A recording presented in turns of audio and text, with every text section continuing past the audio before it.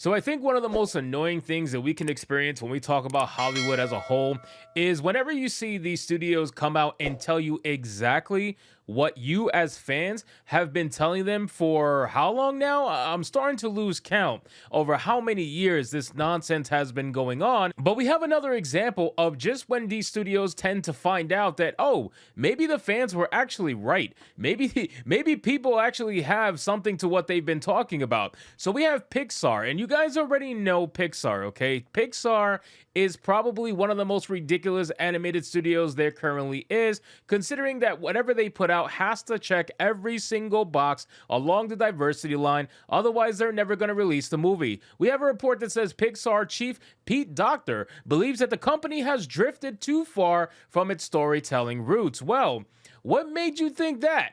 What makes you think that? I wonder just exactly what was that defining moment, right? What was that epiphany that Pete Docter had that made him realize that, oh, maybe Pixar is not exactly the same studio that it was many years ago when people actually enjoyed the movies that they produced. So let's get into this article, guys, from Bounding Into Comics. But of course, before we do, if you are new here, just consider hitting that subscribe button. I would greatly appreciate it, and like the video to push us out into the YouTube algorithm. It says a new report details that Pixar chief Pete Docter believes that the animation studio has drifted too far from its storytelling roots. The New York Times' Brooke Barnes described the Zoom interview he conducted with Docter that primarily revolved around the failure of Elemental that Disney is now attempting to spin as a success, given the movie had longer legs at the box office than initially expected. According to the numbers, Pixar's latest animated release, Elemental, only grossed $29.6 million in its opening weekend at the domestic box office. However, the film went on to earn $154.4 million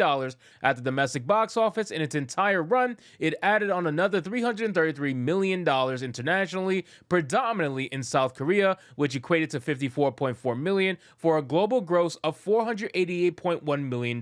Now, I was initially shocked at the numbers that Elemental did because in the beginning, Elemental was looking really bad, really bad. It was looking to be a mega flop, the likes of which we haven't seen in a while, but I saw something kind of happen. I saw that they decided to do a lot of advertising around this movie. I remember that there were so many advertisements, so many clips on Twitter going around from the studios. Like they actually actively advertised this movie hardcore towards the release of it, or right around the release of it, and it did make a big difference. But we all know that these animated movies are way more successful overseas than they are domestically, okay? Especially in the Asian markets, it's going to be massive. Now, I'm shocked that South Korea was actually 54.4 million, but then again, am I really too shocked? Not really. It's huge in those markets, and for good reason. So these animated films definitely do big time over there, but the problem is that domestically, they are not that great. But even though this movie made $488 million, assuming advertising was a hefty cost, it didn't quite make its budget back when you account for marketing and whatnot.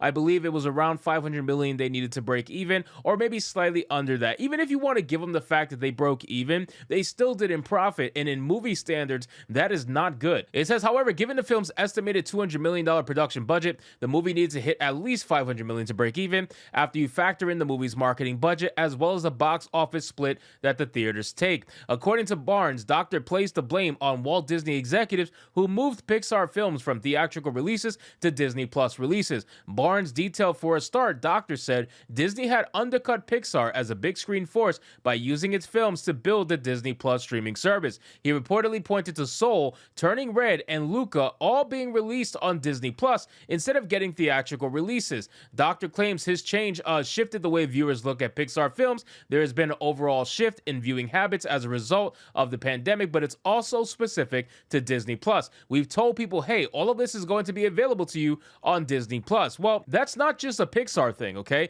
Streaming overall has affected the sales of movies drastically, all right? And that's because people have realized that there's no reason to run out and go see some of these movies anymore. Like, if you're gonna do the woke nonsense, if you're gonna make you into a preachy movie, if you're gonna do anything other than focus on making a movie that is so damn good that people just can't resist going to the movie theaters, then guess what? They're going to resist going to the movie theaters and not going to go there anymore because they're gonna have it on streaming. They've been trained that, hey, we don't have to go to the movies to go watch this. It's going to be released on streaming eventually within a month or two from release. And guess what? The movie is not so good enough that I have to go see it now. Nobody was running out to go see Elemental now because they had to. It just wasn't that kind of a movie. And Disney and Pixar have been releasing movies lately that are not really necessary for you to go see it on day 1 or day 10 for that matter. There really is no reason when you know it's going to show up on streaming. So if you do have Disney Plus, maybe you have kids or whatever the case may be,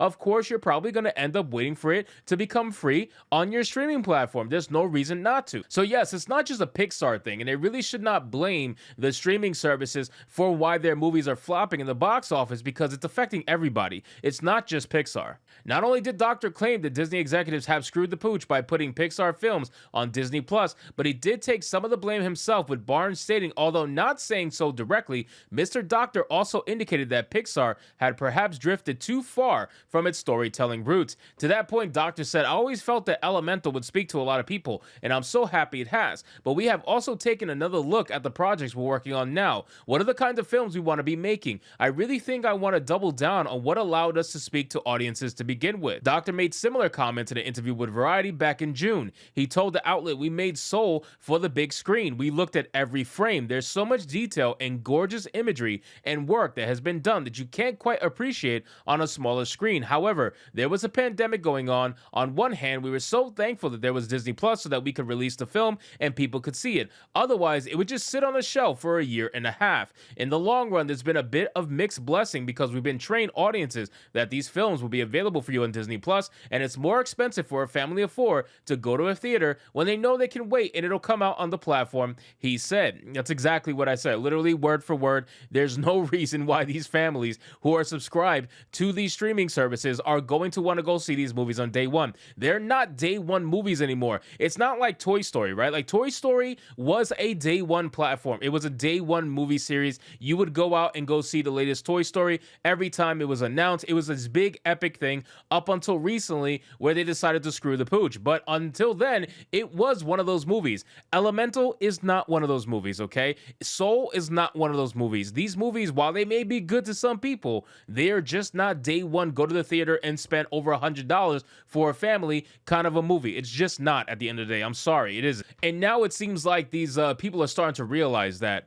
It says, Dr. Adam, we're trying to make sure people realize it's a great deal you're missing by not seeing it on the big screen. In the case of Elemental, it's a beautiful spectacle. There's detail everywhere. I think you feel it more and it's a better experience. Dude, people don't care. You think people really care about that stuff? You've trained people to not care about the artistic factor of these movies. So why the hell would seeing every little detail on a big screen matter to people who are just consumers? They're like, that's who you wanted. That's who you pandered to. You pandered to consumers who are not going to care about the little details found in the movie. That's not their goal. That's not their objective. They just want Disney Plus to watch their kids for them. That's really what it is. So unfortunately for you, while you may think that the bigger screen is the better way to view this movie, a lot of people don't really care enough to agree with you, or just don't agree with you, period. So now it looks like Disney and Pixar is finding out the hard way that maybe they should go back to telling good stories instead of trying to push woke nonsense into their animated films where it doesn't belong. So anyway, guys, thank you so much for watching this video. I hope you did enjoy it, and if you did, consider leaving me a subscribe. I would greatly appreciate it. Don't forget to like the video,